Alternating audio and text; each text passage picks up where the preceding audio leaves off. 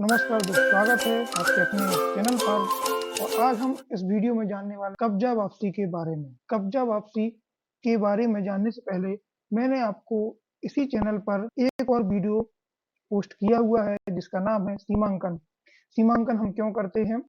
जब भी आपको यदि लगता है कि मौके पर आपकी जमीन जितनी होनी चाहिए उतनी नहीं है, तब आप क्या करेंगे? सीमांकन की कार्रवाई करेंगे, सीमांकन का आवेदन लगाएंगे। सीमांकन होने पर ही आपको पता चलेगा कि आपकी जमीन मौके पर पूरी है या नहीं है। यदि नहीं है तो उस पर कोई और कब्जा तो नहीं किए हुए है, मतलब सरहदी किसान ने आपके जमीन पर कब्जा तो नहीं किया हुआ है, आपको यह पता चल जाएगा। यदि कब्जा किया हुआ है तब सीमांकन की कार्रवाई के बाद आप उस सरहदी किसान से कब्जा वापस किस प्रकार से लेंगे, इसी के बारे में आज का यह वीडियो होने वाला है। तो चलिए आगे बढ़ते हैं। सीमांकन के बाद की कार्रवाई क्या होती है? सीमांकन हो गया, सीमांकन का आदेश भी पारित हो गया, आपने सीमांकन करवा लिया, न्यायालय में सीमांकन का आदेश भी पारित हो गया। तब आपको क्या करना है? आपको मतलब किसान को क्या करना पड़ेगा? उसी जहां पर आपने सीमांकन का आवेदन दिया था, जहां से सीमांकन का आदेश पारित हुआ था, उसी न्यायालय में आपको कब्जा वापसी का आवेदन करना होता है। कब्जा वापसी का आवेदन मध्य प्रदेश भू राजस्व संहिता 1959 की धारा 250 के तहत किया जाता है, जिसमें जमीन का सीमांकन हो जाने के बाद अपना कब्जा वापस कैसे लेते हैं, इस प्रक्रिया के बारे में बताया गया है। जो कब्जा वापसी का जो आवेदन होता है वह तहसीलदार या नायब तहसीलदार के न्यायालय में आरसीएस पोर्टल के माध्यम से किया जाता है। कब्जा वापसी की प्रक्रिया जरूरी क्यों होती है? अपनी भूमि को किसी अवैध कब्जे से कानूनी रूप से या वैध तरीके से प्राप्त करने के लिए। यदि आपको पता चल जाता है कि आपकी जमीन कोई सरहदी किसान कब्जा किए हुए है, तो उस सरहदी किसान से आप बिना झगड़े कानूनी रूप से वैध तरीके से किस प्रकार से आप अपनी जमीन वापस ले सकते हैं, उसके लिए कब्जा वापसी का आवेदन लगाना पड़ता है। मौके पर कोई विवाद की स्थिति ना बने कब्जा लेते समय, और यदि आपको लगता है कि शांति भंग होने की संभावना है तो आप पुलिस की सहायता चाहते हैं, तो भी कब्जा वापसी की प्रक्रिया में पुलिस सहायता का प्रावधान किया गया है। पुलिस सहायता द्वारा शांतिपूर्ण तरीके से कब्जा वापस लेने के लिए भी हमें कब्जा वापसी का आवेदन लगाना पड़ता है, जो कि धारा 250 के तहत लगाया जाता है। सीमांकन के बाद आवश्यक जो दस्तावेज होते हैं कब्जा वापसी के आवेदन के लिए, उनकी चर्चा कर लेते हैं। तो खसरा खतौनी भू अधिग्रहण पुस्तिका की प्रमाणित प्रति जैसा उसमें लगाया वैसे ही इसमें भी लगेगा। आरसीएमएस से आप एक ऑनलाइन आवेदन करेंगे तो उसका एक प्रिंट निकलेगा, वह कागज, और आपको लिखित में भी एक आवेदन माननीय तहसीलदार महोदय के न्यायालय में प्रस्तुत करना है। वह कैसा रहेगा आप सुन लीजिए। प्रति श्रीमान नायब तहसीलदार या तहसीलदार महोदय, जो भी मंडल है, राजस्व संरक्षक मंडल है, उसका नाम, तहसील का नाम, विषय में रहेगा धारा 250 के तहत कब्जा वापसी हेतु बाबत या आवेदन। ठीक है, फिर आप लिखेंगे, महोदय निवेदन है कि मेरा ये खसरा नंबर है जिस पर मैं भूमि स्वामी हूँ, इसका मैंने सीमांकन का आवेदन दिया था, ठीक है, जो कि इस तारीख को किया गया था, जिसमें माननीय न्यायालय द्वारा इस तारीख को इस प्रकरण क्रमांक पर सीमांकन का आदेश पारित किया गया है। उसी के तारतम्य में कब्जा वापसी हेतु धारा 250 के तहत आवेदन न्यायालय में प्रस्तुत है। ठीक है, तो एक ऐसा आपको नॉर्मल तरीके से लिखकर एक आवेदन आपको अपने ऑफलाइन तरीके से तैयार कर लेना है। आरसीएस पोर्टल का जो शुल्क लगने वाला है, वो आपको उसकी फीस की प्रति एक कागज रहेगा, उसका आपका परिचय पत्र, और आपने जो भी सीमांकन के आदेश की प्रमाणित प्रतियां हैं वो भी इसमें संलग्न करनी है।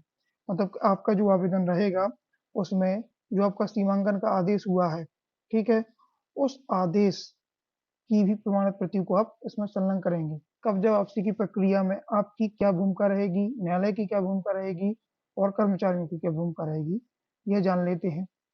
ठीक है, यह जो प्रक्रिया होती है, यदि आपने इसको समझ लिया या फिर आपको कोई डाउट है तो आप इसका स्क्रीनशॉट भी ले सकते हैं, ताकि यदि आप 250 की कार्रवाई करने जा रहे हो तो ये पूरे मैंने बिंदुवार इसमें लिखा हुआ है, आप इसकी सहायता से पॉइंट टू पॉइंट अपनी कार्रवाइयाँ कर सकते। तो कब्जा वापसी की प्रक्रिया देख लेते हैं।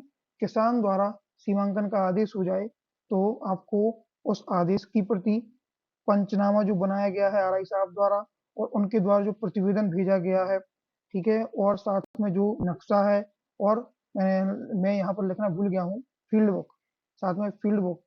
तो इन सभी की मतलब जो भी सीमांकन में जितने भी कागज़ सरकारी हैं, ठीक है? वो आपको उनकी प्रमाण प्रति प्राप्त कर लेनी है और वो सारी प्रमाण प्रतियों की फ़ोटोकॉपी आपको अपने कब्ज़ा वापसी के आवेदन में संलग्न कर देनी है, ठीक है? तो धारा 250 के अंतर्गत फिर आपको आवेदन करना है, प्रकरण क्रमांक प्राप्त करना है, एक नियत पेशी पर आपको मिल जाएगी और उस पर आपको उपस्थित होना है। फिर जिसने कब्ज़ा किया हुआ है, पंचनामे में लिखा रहेगा कि किसने कब्ज़ा किया हुआ है, साथ ही आप जिसने आपकी ज़मीन पर कब्ज़ा किया हुआ है, उन सभी लोगों को न्यायालय द्वारा नोटिस दिया जाएगा कि संबंधित व्यक्ति ने कब्ज़ा वापसी का आवेदन दिया हुआ है, आप कब्ज़ा किए हुए हो। यदि आप कुछ कहना चाहते हो तो न्यायालय में आकर आप कह सकते हैं। तो विपक्षियों द्वारा जो भी आपत्ति है या जो भी अन्य दस्तावेज हैं, ठीक है? उनको दिया जाएगा, तहसीलदार साहब उनको का निरीक्षण करेंगे, उनका निराकरण करेंगे और आपत्ति की सुनवाई करेंगे, ठीक है? और फिर उसके बाद अपना आदेश पारित करेंगे। यदि नोटिस जारी करने के बाद भी विपक्षी नहीं आते हैं तो एक पक्षी कार्रवाई की जाएगी और आदेश पारित किया जाएगा। आदेश पारित होने पर राजस्व निरीक्षक और पटवारी को न्यायालय द्वारा एक पत्र जारी होगा कि इनके कब्जा वापसी का आवेदन आया हुआ था, आपने सीमांकन किया हुआ है, तो आप अब जाकर इनको मौके पर जाकर कब्जा दिलाएं। सीमांकन का मतलब होता है आपको सीमाओं का ज्ञान हो जाएगा कि हमारी जमीन कहाँ-कहाँ तक है। उसमें ये नहीं है कि आपको कब्जा दिलाया जाए। अब यदि कोई कब्जा किए हुए हो तो फिर कब्जा वापसी का आवेदन होगा और फिर उसके बाद कब्जा दिलाया जाएगा। तो आदेश पारित हो जाएगा यदि कब्जा वापसी का, तो आपको राजस्व निरीक्षक और पटवारी आपके साथ जाएँगे, ठीक है? यदि आपको लगता है कि बहुत ज़्यादा विवाद की स्थिति है और शांति भंग होने की संभावना है या कोई और दिक्कत आ सकती है, ठीक है? तो आप क्या करेंगे, न्यायालय से अपील करेंगे कि एक पुलिस बल जो संबंधित थाना है, वहाँ से मेरे को एक पुलिस बल भी चाहिए। तो आप एक पत्र संबंधित थाने को भी जारी करवा लेंगे पुलिस बल हेतु, ताकि शांति भंग ना हो पाए, ठीक है? फिर राजस्व निरीक्षक और पुलिस बल आपस में तालमेल बनाकर एक समय और दिनांक तय कर लेंगे। आपको इन सब कामों में लगे रहना पड़ेगा। जब दिनांक और समय तय हो जाएगा तो उस दिनांक समय पे राजस्व निरीक्षक, पटवारी और सभी पुलिस बल आ जाएँगे। फिर राजस्व निरीक्षक आपको बताएँगे, फिर आपको क्या करना है, कब्ज़ा करना है। तो अब किसान की कर्तव्य कब्ज़ा वापसी के समय क्या है ये देख लेते हैं, ठीक है? तो आपको कब्ज़ा करना है, आप कब्ज़ा कैसे करेंगे? आप कब्ज़ा वापस ले रहे हैं, नए कृषि वर्ष से खरीफ की फसल जोतने के समय से, तो क्या करेंगे आप या तो ट्रैक्टर अपना लेंगे, ठीक है? और जहाँ से आरआई साहब बताएँगे, तो वहाँ से आप अपना जोतना चालू कर देंगे, पहली बात। दूसरी बात यदि आप ये नहीं करेंगे, तो आप क्या करेंगे, जो मेड़ है, उसमें पत्थर, खंभे, तार फेंसिंग या स्थायी चिन्ह वगैरह अपने पत्थर-वत्थर ये सब रखेंगे, ठीक है? तो ये पूरा जो काम है, उसमें जो आपको अलग से जो खर्च होना है, वो आपको खुद से करना पड़ेगा, ठीक है? विवाद की स्थिति यदि उत्पन्न हो रही है, तो आपको लड़ना नहीं है सामने वाले से, आपको पुलिस से सहायता लेनी है कि भाई आप पुलिस बल से आप कहेंगे कि इनको आप हटवाइए ताकि मैं कब्ज़ा अपना प्राप्त कर सकूँ। पुलिस की उपस्थिति में आपको भी कानूनी प्रक्रिया का पालन करना है, कानून के अंतर्गत मर्यादा में रहकर ही कब्ज़ा प्राप्त करना है। यदि कोई विवाद हो रहा है, तो आपको पुलिस का ही सहायता लेना है। फिर भी पुलिस की सहायता लेने के बावजूद भी यदि सामने वाला कब्ज़ा नहीं हटाने को तैयार है या देने की स्थिति में नहीं है, तो आपको वहाँ पर कोई भी प्रकार का झगड़ा नहीं करना है। मौके पर पंचनामा बनेगा, जिसमें विवाद की स्थिति लिखी जाएगी और कब्ज़ा ना देने की बात भी आप लिखवा लेना, ठीक है? तो उस पंचनामे की आपको एक प्रति निकलवा लेना है और उस पंचनामे की प्रति सहित पुलिस थाने में जो आपको कब्ज़ा नहीं दे रहा है, उसकी शिकायत कर सकते हैं आप। दूसरी बात एसडीएम न्यायालय में आपको फिर अब आवेदन कर देना है कि मेरा कब्ज़ा वापसी का आदेश हो गया था, मुझे कब्ज़ा संबंधित व्यक्ति नहीं दे रहा है, कब्ज़ा दिलाए जाने की कृपा तो फिर क्या होगा, एसडीएम साहब सुनवाई करेंगे और कब्ज़ा यदि फिर व्यक्ति नहीं देता है, तो इसमें क्या है, जेल जाने और अर्थदंड के भी प्रावधान एसडीएम महोदय को हैं।